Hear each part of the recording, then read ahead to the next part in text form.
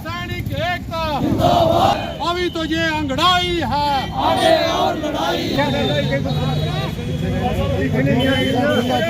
अमर रहे, भारत के शहीद अमर रहे, अमर रहे।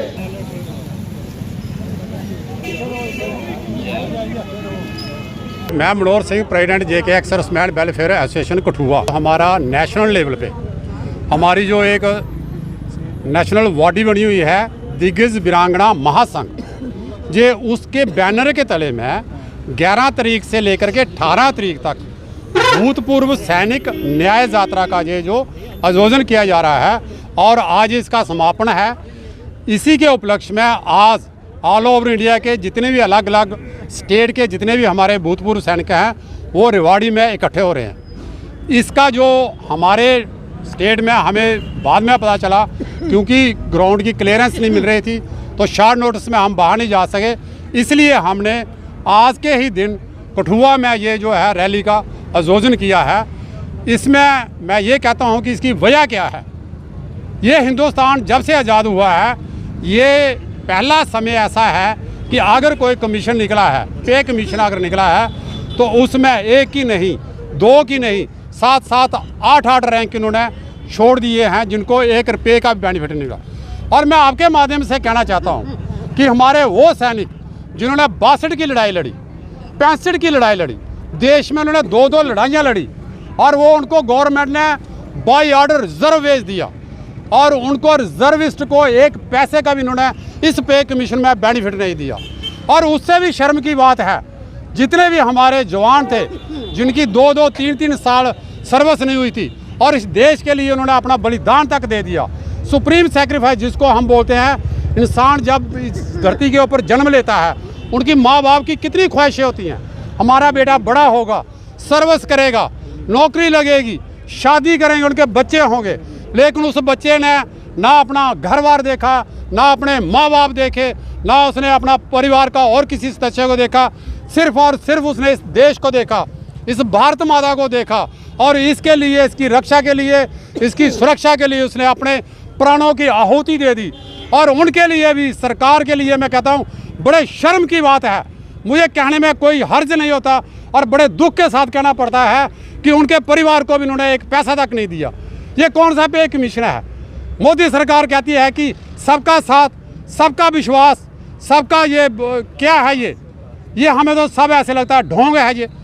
अगर आप अपने देश की सेना के लिए, उनके भूतपूर्व सैनिकों को कुछ नहीं दे सकते तो मैं समझता हूँ आप किसी के लिए भी कुछ भी नहीं दे सकते। आप ग्राउंड में देख रहे हैं, पिछले 1 साल से 20 फरवरी से लेकर के लगातार बिना किसी नागे के एक दिन भी हमने जाया नहीं किया। जंतर मंतर, दिल्ली के जंतर मंतर के ऊपर हम अपना प्रोटेस्ट कर रहे हैं। किसके लिए?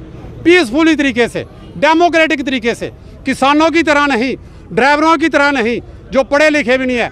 एक दिन की स्ट्राइक के बाद में गवर्नमेंट घुटनों के तले आ गए। हमें सरकार मजबूर कर रही है कि हम भी उन्हीं की तरह करें, लेकिन हम ऐसा नहीं करेंगे। देखिए, इलेक्शन हमारा मुद्दा नहीं है। सरकार जो भी आएगी, अगर हमारे हक हकूक नहीं मिलेंगे तो हम उसके खिलाफ आवाज़ उठाएंगे। और हम ये सरकार को बताना चाहते हैं, जब तक OROP 2 में जितनी भी अनॉमलीज हैं, जितनी भी त्रुटियां हैं, जितनी भी विसंगतियां हैं, जब तक पूरी नहीं होंगी, हम अपना ये जो प्रोटेस्ट है, हम अपना ये जो आंदोलन है, इसी तरीके से पीसफुली डेमोक्रेटिक तरीके से हम इसको बंद नहीं करेंगे। सर, क्या देखा है, राहुल गांधी जो है न्याय के खिलाफ जो है न्याय यात्रा में निकले हैं, आप भी न्याय आंदोलन कर रहे हैं, किसके खिलाफ है? देखिए, उनका एक पॉलिटिकल मोटिव है, हम उसके ऊपर कोई टिप्पणी नहीं करेंगे।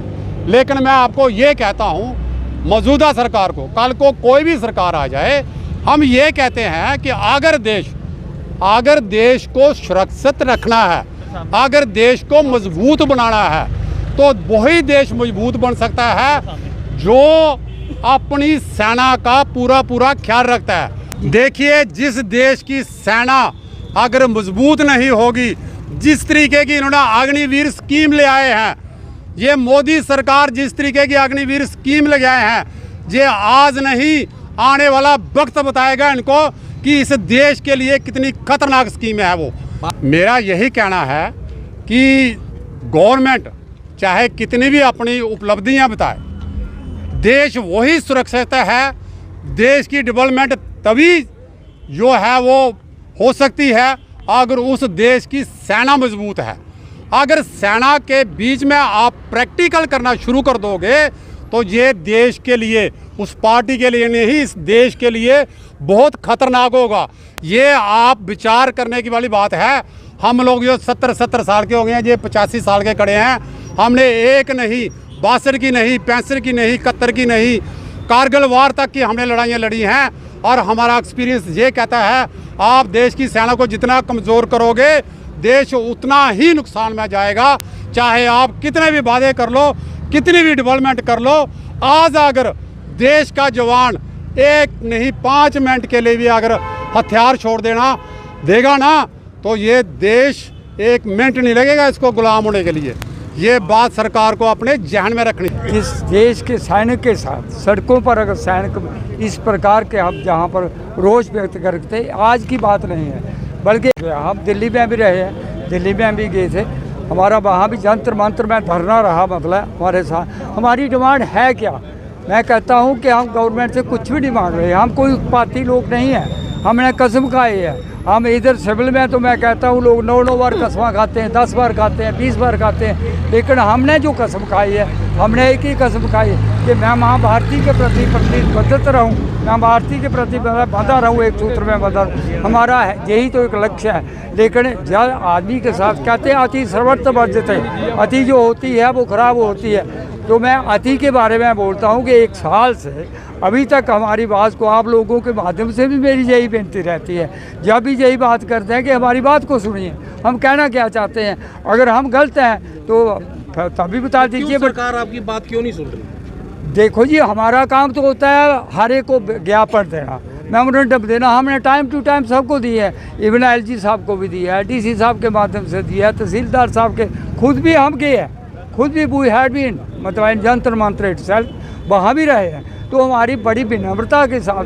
बड़ी विधुरता के साथ हम कहना चाहते हैं, हमें शर्म आती है, हमें इस बात का खौफ आता है कि यार हम सड़कों के ऊपर आए हैं, क्यों आए हैं? मतलब हम तो क्या करते थे, हम लड़ाई में ये सोचते थे कि हमारा देश हमारे साथ ये करेगा। क्या समझते हैं कि डेमोक्रेसी है कहीं हिंदुस्तान? अभी इस वक्त जो हम सोच रहे हैं जी, मैं तो कहता हूँ कि बड़ा शर्म की बात भी बोलूँगा कि यार सैनिक हम लोग अगर सड़कों के ऊपर है, हमारा कोई बोध है नहीं। हमने गवर्नमेंट से टाइम टू टाइम वक्तन ब वक्तन एक ही रिक्वेस्ट किया कि भाई ऑनरेबल हाई कोर्ट के जज को, सुप्रीम कोर्ट के जज को एक कमीशन गठित कीजिए, और वो कमीशन जो फैसला देता है, अगर हमारे हक में नहीं देता तो we are satisfied, we don't pursue further. ये हमारा पूरा है, हम नहीं जब बोले, हमें खुद अपने आप को बड़ा एक दिल में आता है कि जब जहाँ पर हम खड़े, I would like to have कि भगवान इनको सतबुद्धि दे, भगवान इनको सोच दे कि असलियत बात को कोई पकड़ नहीं रहा है, असलियत को पकड़ता नहीं। कि अगर सैनिक जिसने, मैं खुद 62, 65, 71, हम लोग बूढ़े लोग मतलब इस लाइन में खड़े, मैं कहता हूँ मुझे शर्म आती है, इनको पता नहीं आती नहीं है। तो मेरी विनती यही है आप लोगों के कि आप मीडिया जो है एक स्तंभ है, मीडिया आप लोगों का विनती रहे कि हमारी बात ऑनरेबल प्रधानमंत्री तक पहुंची या नहीं पहुंची। हमारे जो लीडरान है, जनप्रतिनिधि जिनको हम बोलेंगे, जिनके ऊपर हमें वो रहता है, मैं कहता हूँ अभी आ जाएंगे उसके बाद, लेकिन अभी उनको पता नहीं चल रहा कि भूतपूर्व सैनिक 1 साल से वीरांगनाएँ देखो, माताएं बहन, इनका जो समय है सड़कों के ऊपर आना, तो इससे बड़ी शर्म क्या होगी इनके लिए। मैं कहता हूँ जी शर्म की बात है देश के लिए भी, हो सभी के लिए, कि हमारी वीरांगनाएँ, हमारी माताएं बहनें, शहीद जिनके बेटे हुए, जिन्होंने किसी ने अपना पति को खोया, किसी ने अपने बेटे को खोया, बहन ने अपने भाई को खोया, लेकिन मैं कहता हूँ उनके लिए कुछ नहीं। तो ये किसको दिया है इन्होंने? लेट मी नो के to whom they have given the benefit. अगर वो लोग जिन्होंने कुर्बानी दी है इस देश के प्रति, शहीद हो जाता है, वो 22-23 साल में ये नहीं देखता कि मेरे पीछे कौन रहा है, मेरा बाप पीछे है, मेरी माँ पीछे है, मेरी भगनी पीछे है, परंतु उसकी एक ही ध्येय होती है, एक ही सोच होती है कि how I should give the sacrifice for the sake of the country itself. So अब इतनी बड़ी कुर्बानी देने वालों के साथ मैं यही कहूँगा कि ये बड़े हमारे लिए भी शर्म की बात है और गवर्नमेंट के लिए तो है ही है। अगर वो समझें तो उनको समझना चाहिए, जल्दी से जल्दी संज्ञान लें और जो हमारा हक हकूक़ बनते हैं उनके ऊपर विचार करें।